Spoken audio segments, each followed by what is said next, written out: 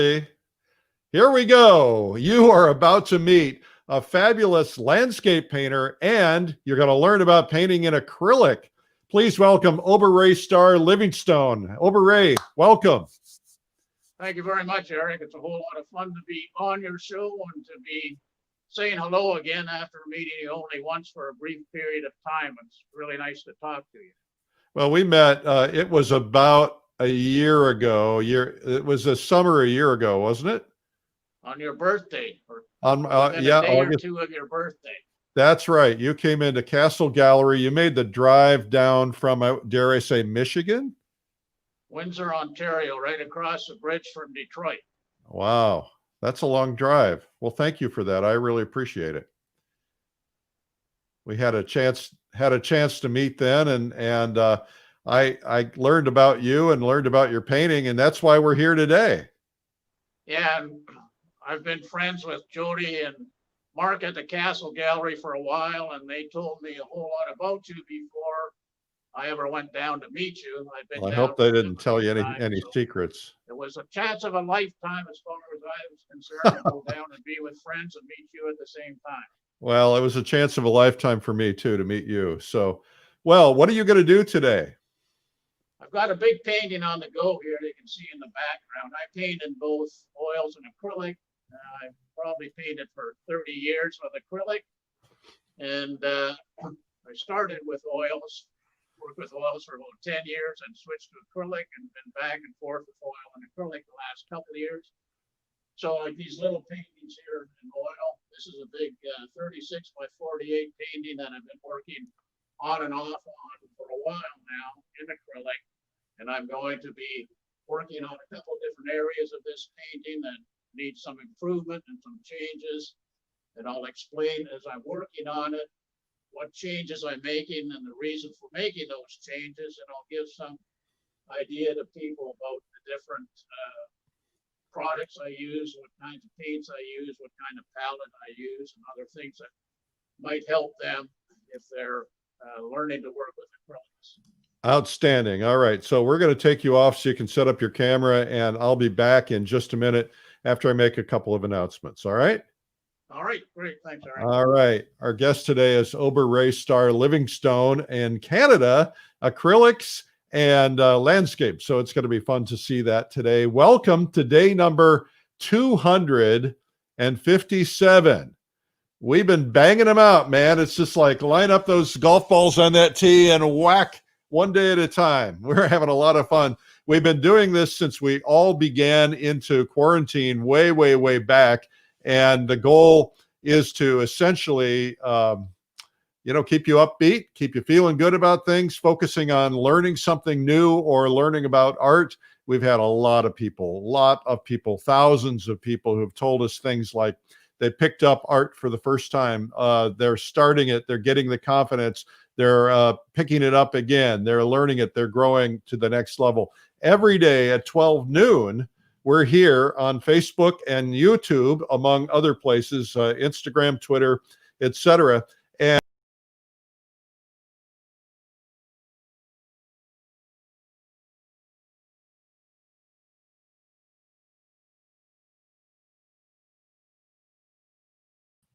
I think I think you guys lost me. I apologize. I hit a button.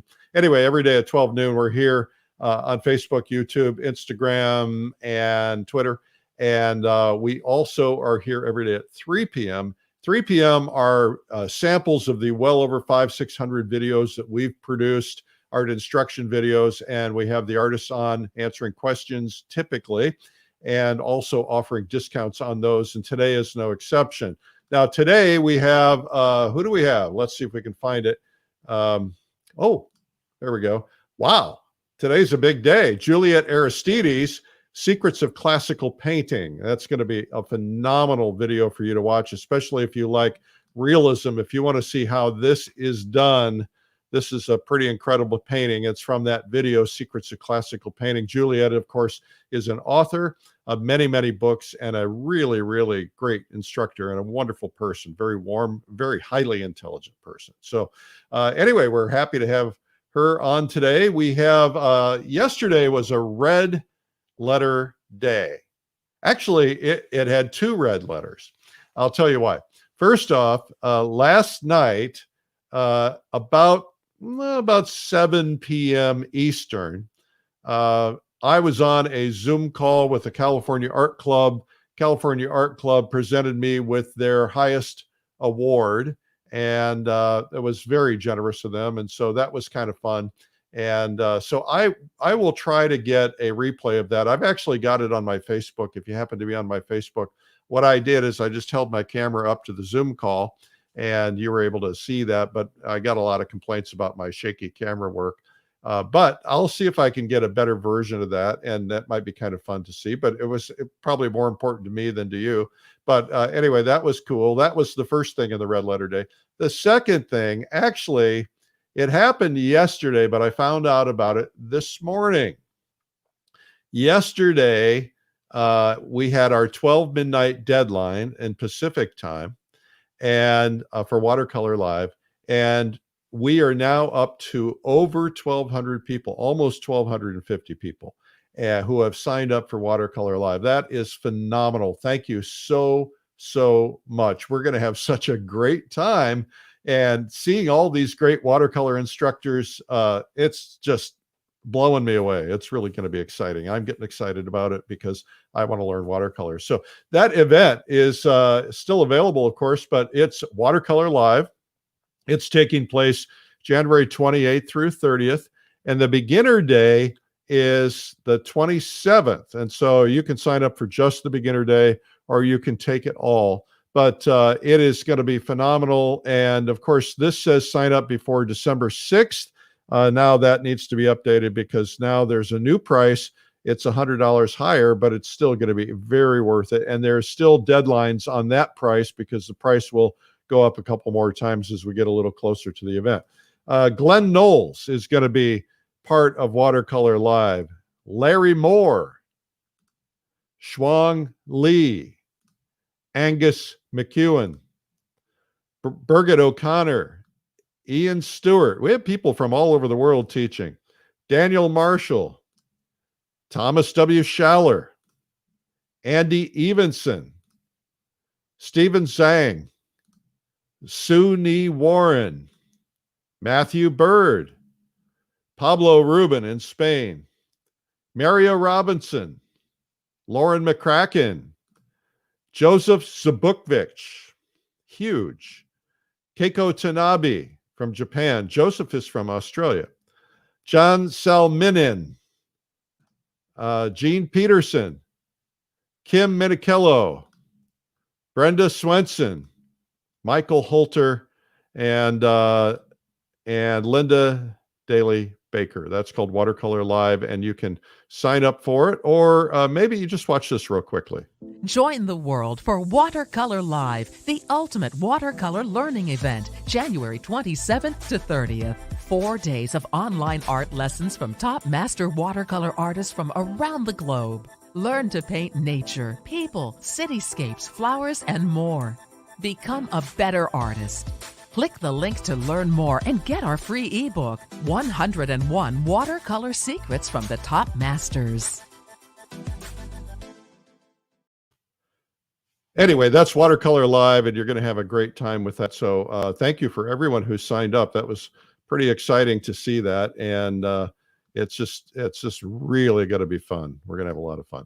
Now, we have some prizes today. The winner of my book, Make More Money Selling Your Art, this is going to be a tough name for me to pronounce. I wrote it down so I can make sure. Akaki Bash Makino. I know. Mekin. I don't know. I'm sorry. I butcher names. I am so sorry, but you are the winner of my book, and you can butcher my name, and then you'll be even. All right. So today's prize, we're giving away a pair of value specs. Value specs help you see values. I used to hold a piece of red plexiglass. Got to be exactly the right shade. You'd hold it up to your eyes, and it helps you see the values when you're out painting or when you're in the studio painting, looking at a photograph, anything.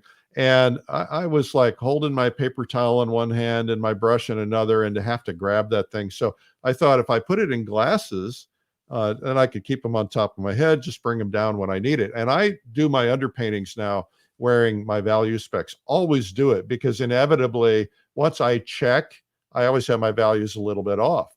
And so I just put them on, do my underpainting. If I'm painting without an underpainting, I'll put them on, try to get the basic values in, and then I'll check back with them once in a while. Anyway, you can win a pair of those. And the way we win them is through comments. And today, if you leave a comment wherever you are in the world, just say where you're watching from. That's very helpful. So we know where you're watching from, but also that gives us a feel for who's out there. And it's nice to give our artist guests encouragement to tell them who's watching and where they're watching from. Reminder, as we head into this month, the Plein Air Salon art competition will end on the end of the month, and you want to make sure that you get your entry in. So do that. Do it before Christmas starts, because you want to get that done. Get your best look. Go through your paintings. You should do this anyway. Go through your paintings from the year and ask yourself, what are the best ones? You know, what happens to me is I'll put my paintings aside for a while, and then I'll look at them and I see them through new eyes, and things that I thought were awful were pretty good. Things that I thought were pretty good are awful. And so go through your work and enter your best paintings in Plein Air Salon by the end of the month. Okay. That's one thing to do. If you're new to us today, we have a free DVD or digital video for you. It's called 97 Amazing Painting Secrets from the World's Best Artists. Just go to 97tips.com. It's free. DVD, you got to pay the shipping on, but you can get instantly streamed for. And this is about a 2-hour video, and it's really terrific. And we are actually making a brand new one, because we produced this one a while back, but the brand new one is going to be all up to date with a lot of new tips. And so it'll have a different name, and that way you'll be able to collect them both. We'll give them both to you. It's what we like to do. All right. Okay. So what else do we have going on? First off, I should tell you that on YouTube, if you go there, you can find all 257 days times two, because I do noon and I do 3. And there's different content, and all of it is there, including the early marketing content, everything that you want. Just go there, but hit the subscribe button. We're trying to get that up to over 60,000 subscribers. We're right on the edge. That'd be kind of nice to get that done before Christmas. Also, if you don't mind, I'd appreciate it if you go to Instagram. I'm trying to build my Instagram, and it's Eric Rhoads, Rhoads. I probably could put it on the screen if I could find it. Let's see here. There we are. Eric Rhoads at Instagram and Facebook. Now, if you go to Facebook and try to follow me on my personal page, you can follow, but I can't follow back because I'm at my limit. But you can also go to Eric Rhoads Publisher and follow there. All right. That would be really a nice gift. Thank you very much. Speaking of gifts, I hope you've been doing your Christmas shopping. If you're getting ready, it's kind of an interesting time. I was saying to Lori that I think it's going to be a boom for Amazon and for the shipping companies, because, think about the entire state of California locked down when Christmas shopping is going on. That's going to have a big impact on online ordering. So be an interesting year. Okay, so what else do I have to talk about? Not much, really. I just want to show you some of the work that Ober-Rae Starr has done. Beautiful, beautiful paintings. And I just think that he's got a very delicate touch, and I love that fall painting. He's using a couple of different mediums. He's using oil and acrylic, not together, I don't think. And you can just see he's a fabulous painter. And so let's see here. This is his reference photo for today. Okay, so let's bring Ober-Rae back on. Ober-Rae, you there? Hello? You are there. Wanted just to explain a couple things. We cannot hear you. I don't know what happened, but we're barely picking up your voice. You can hear me better now? Nope. I don't know what's going on. I've got my volume cranked up. Okay, get a little closer and see what happens. Testing 1, 2. Yeah. I'll tell you what, I don't know what the problem is, but it's a little light. So just talk as loud as you can, okay, buddy? All right. Can you hear me now? Yes, it's a little better. Yes. I'm pretty much shouting now. Okay, well, keep shouting. Keep shouting. Yeah. Okay, I wanted to explain to people a little bit about some of the things I work with. So this is called a stay wet palette. I don't know how many people are familiar with this. We cannot see it. Bring it over so we can see it. A little further over. Not closer, but further over in front of your body. There you go. Perfect. Almost perfect. Okay, so this is a system that's set up with a sponge underneath. So it has a sponge underneath. This is a paper palette. It's a special paper that is hard wearing. And because of the sponge underneath, it keeps the paper damp. And your acrylics actually stay moist for hours at a time this way. And it has a lid you can put over it so that they will actually stay fine for using the next day or 2 or even 3 days. So this is a big advantage as far as I'm concerned when working with acrylics, and I always work with this in the studio. And if I happen to be painting in plein air with acrylics, I'll use a stay wet palette too, because working in plein air, the acrylics will dry out even faster. So if you have them on a stay wet palette, the chance of them staying moist and workable longer in plein air painting is, in my estimation, pretty much essential. So that's one tip for those who aren't familiar with plein air painting with acrylics or even studio painting with acrylics. To me, it's an essential tool. Other than that, most of what I work with are golden paints because I'm used to them. I've been using them for years and years and years, and I've become familiar with them. I don't use a lot of mediums when I'm painting. I find that just the straight acrylics are enough for me to work with to get the kind of effects I'm looking for in painting with acrylics. I find that a lot of people think my acrylic paintings are oil paintings because of some of the soft passages and the soft changes in values. And that is because I'm working with a lot of layers of acrylic. So I might be working with 20 and 30 layers of paint on different parts of a painting in order to get a softer look in passages. So that's another thing people may be aware of, that you're not limited in working with acrylics to hard edges and that kind of thing. You can get soft edges. It's just a matter of working with a lot of different layers. So today, one of the things I'm going to be working on is this part of the painting here. Okay. Overall, the painting has a lot of accent on the right. When you're Ober-Rae, when you're facing the canvas, it's almost impossible to hear you. So when you turn your head towards the canvas, I'm sorry, it's just very difficult. Okay, so this painting has most of the accent. The greatest part of the accent is on the far right-hand side of the painting.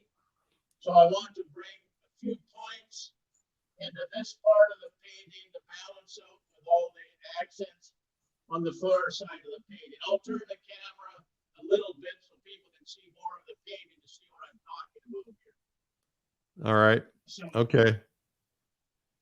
all the light on this part of the painting, I'm trying to balance out the painting a little bit with some light on this part of the painting. All right, and I'll try to do a little translating if necessary. I know it's really tough with this audio, folks, but he's going to do a great job. Okay, let's get started painting so we don't run out of time. Okay. Now, do you stand or do you sit when you paint?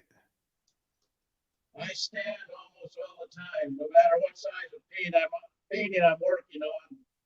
Even some of the smaller paintings, I stand when I'm painting. Yeah. So this is this tree line here, I'm actually going to bring down a little closer.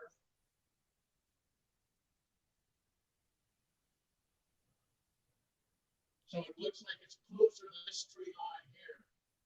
So I bring more accent into this part of the painting. So you're creating a dark so you can put a light accent in there? Yeah, I'm going to now start messing around a little bit with the tree shapes. I want to ask you a technical question because we're having such tech problems. Maybe we can solve them real quickly.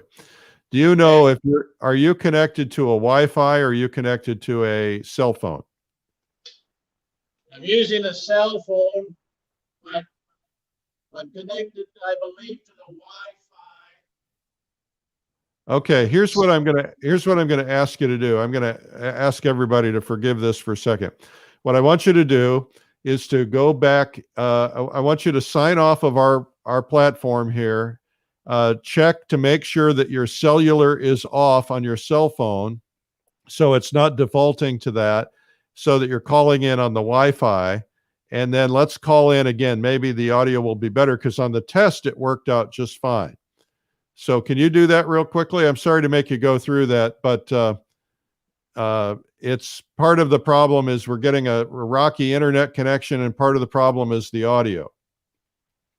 Yeah, let me check. Let me see if I can do that. All right. I'm going to take you off screen. And so these things happen, guys, and I apologize. And so now I'm going to have to ad lib for a couple of minutes while he does that. But if he goes and resets his cell phone, maybe that'll make a big difference. And you know, sometimes it just happens. You know, we have good luck most of the time, but not all the time. So maybe it's too close to the camera. I don't know. There's a lot of comments on what the problem is. It's hard for us to know. We run tests. He and Allie run tests before the program, and the test worked out just fine. So anyway, it is what it is. So I'll be kind of going to the comments right now and just kind of checking with you guys and seeing what's happening. And I think it's really interesting, the whole stay wet palette concept. I didn't really know that about acrylics. I just assumed those were for some other purpose like watercolor, and little do I know. Anyway, let's see where we've got people from Norway. We got a lot of people throughout the US watching. And okay, let me try to go back to him and see are you back? Hello? Okay.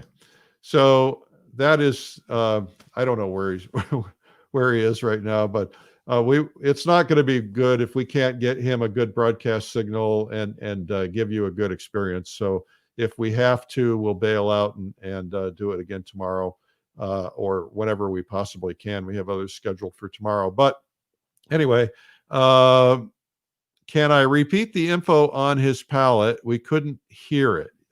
He said that he uses a stay wet palette, and the stay wet palette has a sponge underneath a piece of palette paper, and he uses a piece of palette paper that is designed for the stay wet palette so it absorbs the water and it keeps the acrylic so that he can paint on it all day. It keeps it wet and not drying out, and then it's got a waterproof lid. So he said he could get about 3 days out of acrylic paint using the stay wet palette, which I didn't ever know. So I think that's pretty terrific. And he uses that in the field and uses oil in the field. So it just depends on what he's doing. Okay, let's see if he's back here. He's not back yet. So we'll just kind of wait this out for a second and see if we can. Oh, wait, maybe he's back now. Been able to. Oh, there we are. We got you. Is the volume any better yet? Yeah, it's completely 100% better. All right. Let's see if we can carry on here. All right. Terrific. Wow, that's a huge difference. I don't know what changed, but that's great. We're encouraged. Okay, I'm going to put you on full screen so you can see where you are here on this. Okay, so you laid in some darks. And you said you had a highlight up in the sky, and then you laid in these darks because you're going to be putting a light in front of them. Is that correctly on the grass?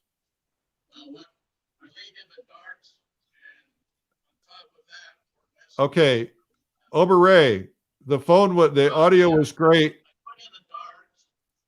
Ober-Rae, hello, hello, hello. One of the advantages to working with acrylics is that you can take over things really quickly. Ober-Rae, can you hear me? Yeah. Okay, the phone went bad again after you adjusted it. I'll bet the microphone is being covered up, setting on an easel or something. Let me check that out. Now it's fine. Now it's fine. Try it again now. Leave it alone. Is it still all right? Talk to me now. Testing 1, 2. No, when you're closer to it, when you were down there by it, it was get closer. Testing 1, 2. No, it's not any better. That's weird. All right. Is that any better? No, it's not. No, it's almost as if it's being covered up. Do you know where the microphone is on your telephone? Hello? All right. Thank you. Now, it sounded promising there for a second. All right. Testing 1, okay. 2. Yeah, now it's fine. So what's the difference? Has something to do with when I put it in this phone holder, it seems. Yeah, it's because it doesn't sound good now. So I think what's happening is the phone holder is blocking the microphone. Take it out of the phone holder. Testing 1, 2. Yeah, that's what's happening is you're blocking the microphone. So maybe if you can put a little paintbrush or something under the phone, between the phone holder, so that it doesn't block the microphone.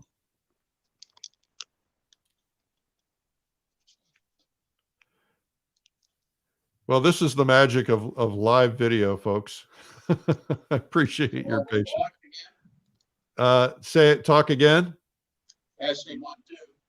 That's not much better. I think what you're going to have to do is hold the phone and paint. I'm sorry to do that to you, but you're just going to have to kind of hold it and paint. One hand painting, one hand on the phone. Testing 1, 2. If this is your first time here, yeah, now that sounds better. Testing 1, 2.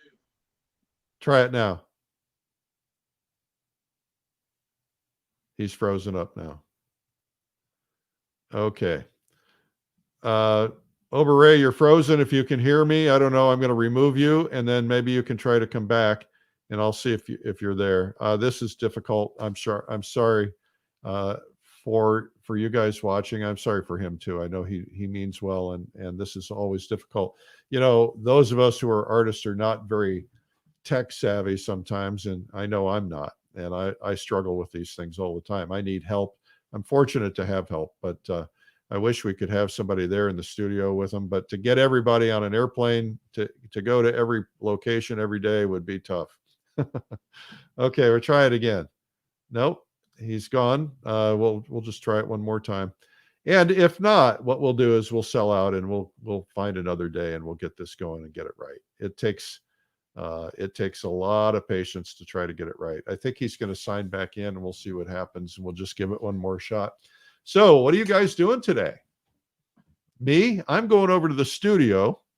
We have a sound stage, which is about, maybe 6 minutes here from the house. And I built it over there because it was 6 minutes from the house, because I used to have to drive 45 minutes to an hour just to do a half an hour interview. And so now, hang on a second, he's back. You're back. Okay, well, I'm going to just hold the phone here and paint. Okay, all right. Sorry about that. It sounds so much better though. I'm sorry, it's not your fault. Well, it is my fault. I should have had you better prepped. Okay, so we're going to have to be able to, you got to hold the phone so we can see what you're painting. All right, good. Well, yeah, that's going to be tough to hold the phone and to paint at the same time. Well, if I can figure this out. let me ask you this. Do you have another easel sitting around somewhere? You could set the phone on. I do, well, not right in here. I do, but in a different place. Let me Okay. see. Hang on a second. Let me see. That's pretty good. I mean, it's not close, but that's pretty good.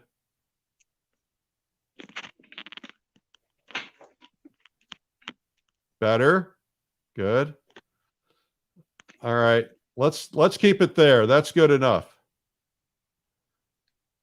All right. Just have to make sure you don't. Can you talk and see if it's working?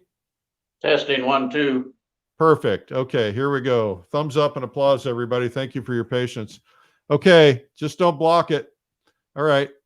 Tell us what you're doing now.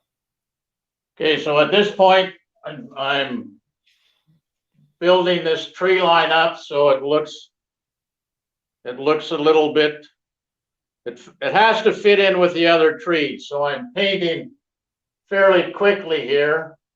I'm going to have to adjust the colors because they're too late, but that's another advantage of painting with acrylics, is those kind of changes can be made fairly quickly. So do colors sink in acrylics like they do with oil? do they what? Do they sink in? Do they dry lighter or darker? Yeah, actually acrylics, there's a whole lot more difference in the way acrylics dry than oils dry. They actually dry generally about 2 values, 1 to 2 values darker than they go on. So that's a little bit of a challenge in working with acrylics, is learning to compensate for the fact that they're going to dry darker than you're looking at them when they're going on. And it's something that takes a little bit of practice. So I know, for instance, that what I'm putting on now, when it dries, is going to be Lighter. darker. Oh, darker. They dry 1 or 2 values darker. Darker. Okay. So that's less detail than I have in these others, and they're less finished. So this is kind of a step I would use between a finished product like this, where I have a little bit more detail in the trees, and this. So this is kind of a starting point. But what I want to get at this point is the difference between this tree line and this tree line as far as value goes. So this is coming forward more than this is. All right. And worms What I come want to worms do, come forward and darks come forward, right? right. But something else I'm thinking about doing in this part of the painting, again, to balance it out with a little bit of all the bright color over here, where the focal point is I want to bring a little more accent to this part of the painting. So this is just an idea here. Again, there's not a lot of time to do refined stuff here, but I just want to get an idea what it would look like if I put a barn or something here, because I would kind of like this to look like a field and part of a farm type of thing. Right. And I can put an accent over here of something that would be a farmyard, barn and things like that, maybe a house and stuff. Yeah. So I'm quickly just going to do something in here, make some marks in here that would kind of give me an idea how that would work if I step back and look at it after putting some rough shapes in here. It's amazing you don't have to do much, do you? No, just to get a basic idea. So the basic idea would be, of course, the fact of the different values in here, how much they light up an area. So maybe you have a barn or something, Again, this would all be refined a little bit afterwards, but maybe you have a barn or something like that and you have a silo or something like that. So in order to do this in the time period we got, I'm just kind of roughing some ideas in so then I can step back and look at what it looks like from a distance. Just like when you're plein air painting, when you're in the studio, you need to be able to step back constantly and have a look at what your painting looks like from a distance. So I'm going to take a quick step back right now and have a look. All right. So, You know, once you stepped back and we could see the effect of the whole painting with the sky, then you could really feel the impact of the light hitting that house or that silo. Really yeah. worked. So part of the thing is, in the quick part of doing something like this tree line, the colors in this tree line are a lot different than all these. So, and I kind of like these colors. So because I actually am the kind of person who makes all kinds of changes when I'm painting. I guess one of the things I kind of encourage artists to do, generally speaking, or people learning to paint, is not to be afraid of painting, and don't think in terms of making a mistake, because like you've pointed out in a lot of different interviews I've heard you talk to artists with, there is really no such thing as a mistake because you can always paint over things, right? Not in watercolor. Not if you're leaving white. The beauty of acrylics and oil is you're free to make all the mistakes you want, right? Yeah. So Ober-Rae, you're kind of shadowing over the area you're painting, so maybe you should step over to the right. There we go. So you can see that. So these are actually getting darker now, even as they're drying in this short period of time. These are getting darker. They're getting a little closer to this, but they are a lot brighter than this. So I would be tempted, and again, because I can go back and change this in a day or two, I would be tempted to bring more color up into this tree here. So right away, when you look at that, this tree is now jumped forward, right? Right. So it's looking closer than these trees because it's a little bit brighter. So again, you're getting, because of the values and because of the hue, the fact that this is a brighter color than these colors back here, it's got a little bit more yellow in it, for instance. Yellow brings things forward. So if you put even a little bit more yellow in here, I'm bringing this tree even closer because it's getting to be a more vivid color. So now I've got more separation between those two planes. So I'm liable at this, at some point to play around with these trees on this plane because I like the values back here. I like the colors back here. And that means, of course, changing these trees some and these trees way over here some as well. Let me ask you a question. If, let's say that you wanted trees way in the back there, maybe right there under the sunset. What say you, no, on the right side. Yeah. Let's say you wanted those trees right there to look like they're getting splashed with light. How do you make them look that way? Because if you put yellow on them, then it's going to be too yellow. What would you put on them to create the sense of light, but not make it too yellow? Well, it's got to have some blue in it. It's got to have more blue in it than these here. Yeah. To cool it down some. Okay. So your palette is blocking the camera. There we go. Okay. So you have to have some. You have to gray it down, cool it down. Okay. The further back something goes, the cooler it gets. Okay. Also, because this is such a bright yellow and orange, if you gray down your yellows on here, they're still going to look sunlit to some degree, but they're not going to look as bright as they would because they can be compared to the brightness of this yellow here. So Right. for instance, here's a lot lighter color with some yellow in it. And I can put a little bit of that here on the tops. Yeah.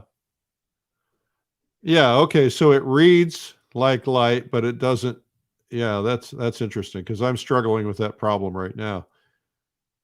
There's a lot more blue than yellow in there, Yeah. but it's still like you say, reads as light because it's against the darker yellow. So just for experimenting, I'll put a little bit more yellow in there. And also in the distance, we're going to add a little bit more. We're going to add a little bit more white to it. So that's the color I just put down. I don't know how you can see this. Yeah, we see it. This is the color I just put down there. Now It's there's really kind of, something with more yellow. we can't and see more the other. We can't see it all. You move it up. Yeah, color. there we go. There we go. Now, So yeah, this is the color I just put down. You see the darkness of that compared to that. yeah, So this has more yellow in it and more white in it.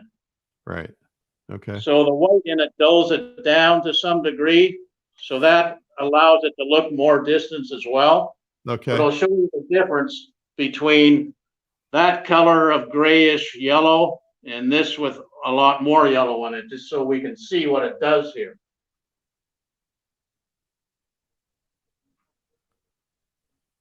Well, it doesn't feel distant. What's that? Okay. So yeah, that's fine. So that almost makes it. I don't know. It doesn't. It makes it read not as well. Yeah, it makes it come forward, right? Yeah. So one of the advantages of acrylic is I can wet a cloth a bit and rub that down some. And now only a few minutes later, a few seconds later, I can come back in with that other green. I can come back in with a little more blue, bring some of those blues back up.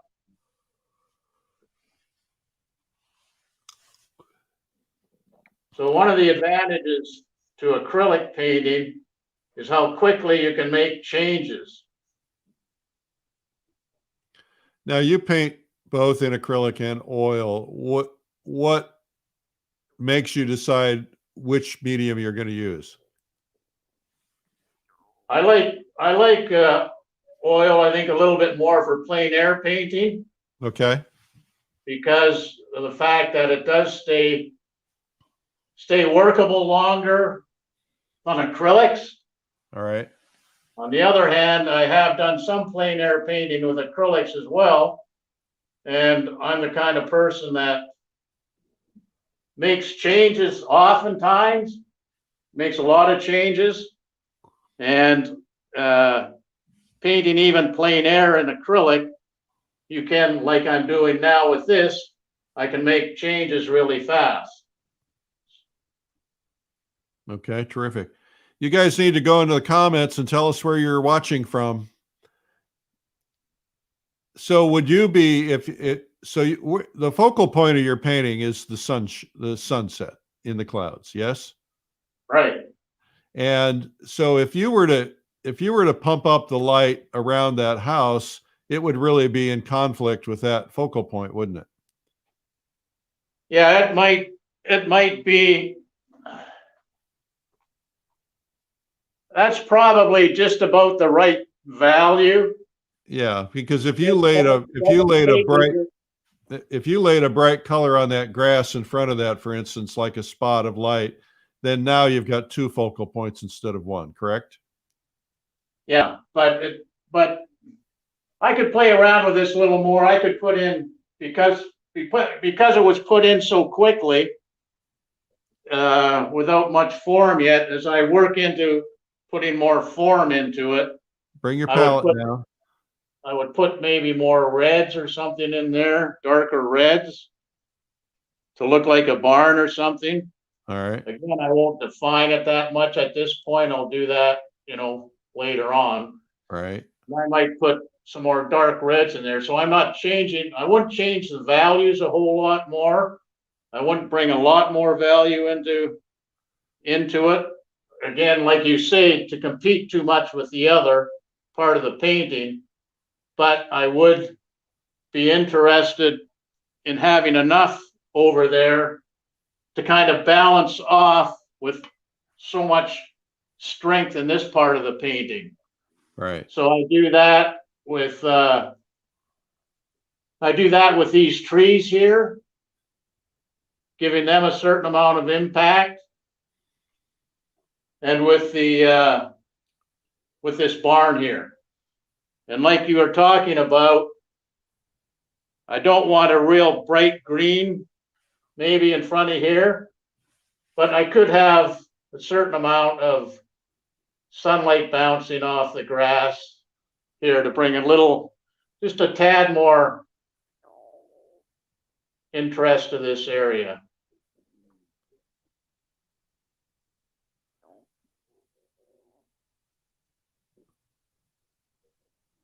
Looks like you do a lot of wiping out or blending with your fingers. Yeah, it depends on how, I use anything I can use. Again, I'm painting from the side here, which makes it kind of a little bit tougher to see what I'm doing. Yeah. So rubbing out is due to the fact that I'm not in a great position to be painting from, but yeah, it's not easy to see the painting when you're standing beside it. yeah. However, I have no problem in using whatever I can to try to get an effect I can. Yeah. So, Now, have you tried the open acrylics, the ones that Golden makes that are slow dry? Yeah, some of the acrylics on my palette right now are open, so I've painted a lot with open as well as with heavy body. So the open are interesting. I've learned that in some instances they can be really a great help because they do stay moist a lot longer. So if you're out plein air painting, for instance, with oils or with acrylics, and you have open, they take closer to really dry. They take close to probably half an hour to be relatively dry. And well, you can finish a painting and send it to the gallery the same day. Yeah, well, the heavy body dry in a matter of 5 or 10 minutes. Like, it's been less than 10 minutes since I painted this, right? Yeah. This is dry enough to work over again. Now, So sometimes acrylics get a kind of a shiny look to them. How do you avoid that?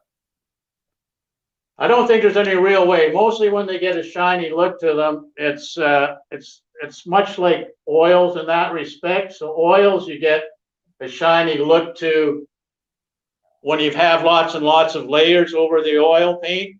Yeah. The more layers you build up, the shinier it tends to get. So the same thing happens with acrylic. Where I've built up more layers of paint, there's going to be more reflected light because there's less pores in the paint layer.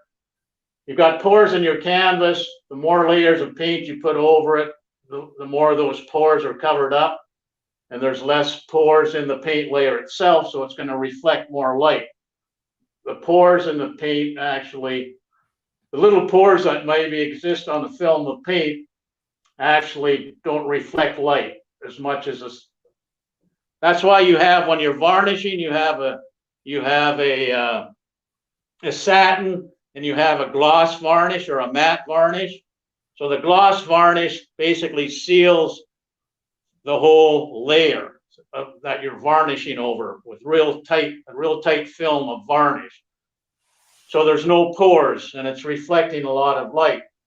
The semi-gloss or the satin finish is a little bit more porous, allows more light through, so it's not reflecting as much. It's the same with the paint.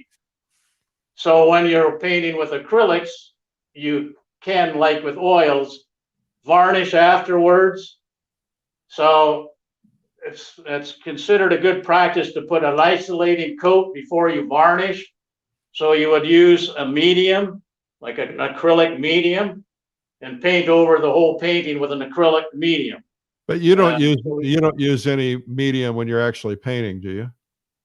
I don't, generally speaking. I have a I find it enough challenge to make a decent painting just with using paint. So I don't use much medium. The only medium I use sometimes, which may be a good kind of tip for people, because it's not advertised as being for this use. There's a retarding medium which, when mixed in water, retards the drying time of acrylics. So if you're using heavy-bodied acrylics, if you add some of this to it, it retards the drying time. I've never found that works really well for me, but I have found that there's Golden makes a product called acrylic flow release, which is acrylic flow release. Yeah, and what it's advertised to do is make the acrylic paint flow easier over a surface, disperses the paint easier, so you can move the paint around easier. But I found that it actually slows the drying time down a wee bit as well. So rather than using a retarding medium, I'll use the acrylic flow medium. All right. And I'll put it in a spray bottle. So they suggest you mix these kind of mediums, like the retarder or the acrylic flow release in about a 10-to-1 ratio, 10%. So I'll mix it in a spray bottle, and I might at times spray it right on my palette. You're blocking the camera. We can't see it. Oh, I'm sorry. Oh, spray it on your palette. I'll retard my own drying time. So I'll spray it sometimes on the paint on my palette, or I'll just even spray water on there on a stay wet palette, spray a little water on there, and it keeps things moist as well. Or sometimes I'll spray it directly on a certain part of the painting that I'm working on, and it'll slow the drying time down a bit. All right. So on my palette, I have a mixture of heavy body and open acrylic. So the drying time varies between the different kind of paints I've got on here, because sometimes I'm looking for fast drying, sometimes I'm looking for a little slower drying. I don't worry. You can mix the open acrylics and the heavy bodied acrylics. You don't have to, if you're using open acrylics, you don't have to use exclusively open acrylics. And the same for heavy bodied acrylics. You can mix the two. So then you get a different drying time again. To me, most of that stuff is complicated enough that I don't actually worry about it a lot.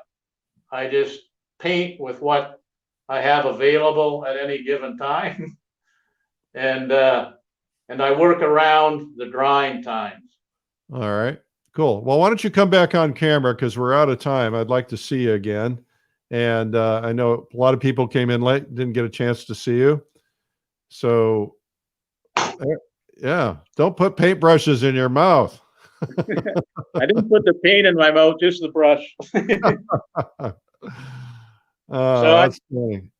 My apologies for all the technical problems there. I'm sorry that it cut things short. And we'll have to have you back, and we got it figured out. That's the most important thing. And a lot of thumbs up and applause. Everybody felt bad for you on that, but you turned it around and gave us a lot of good lessons, and that's what matters. And I learned a lot about painting with acrylic today, more than I've ever learned, as a matter of fact, because of 2 or 3 little tips that you gave me that are fabulous. So thank you for that. Well, thank you. I'm glad I was of some help. I want to just quickly show a couple of your pieces. I'm going to put these on the screen and you can talk to them. This one's called number 1, early stage. Yeah, so that's the painting you're looking at now. So this was just to show you some ideas of what I had in mind when I started. So this one, in fact, has a little barn house in the distance there. Yep. Started changing the foreground around. In the next painting, you'll see some significant change. All right. So that's closer to where I'm at now. The lighting isn't all that great on pictures, but it shows that there's some development happening in the sky. The clouds I developed further. Again, the foreground I changed a lot because I didn't like what was happening, basically. So I go through a lot of changes in every painting I do.